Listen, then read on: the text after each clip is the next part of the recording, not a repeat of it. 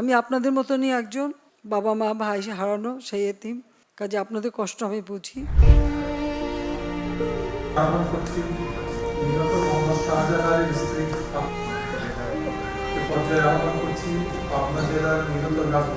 যে বারবার যে এই ধরনের ঘটনা ঘটাবে, এই সন্ত্রাসী ঘটনা ঘটাবে, এটা তো কাম্য না।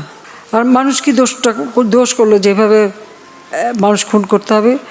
মানুষ খুন করে সরকার পতন, এটা কবে হয়, কখন হয়? সাধারণ মানুষ কি দোষ করেছে? আমি আসলে আপনাদেরকে আমি কি বলে সান্ত্বনা দেব? আমি খালি একটু বলবো যে আমি আপনাদের মতনই একজন বাবা মা ভাই হারানো সেই এতিম, কাজে আপনাদের কষ্ট আমি বুঝি। আমি আছি আপনাদের জন্য, আপনাদের পাশে দিন রাত পরিশ্রম করে যাচ্ছি, শুধু কেন এই দেশের মানুষের জন্য। কিন্তু আজকে এইভাবে বাধা দেওয়া, যা কিছু করি জ্বালায় পরে শেষ করে দেওয়া, এটা তো কোনো দিনই গ্রহণযোগ্য না। সাধারণ মানুষই তো সুবিধা পেত।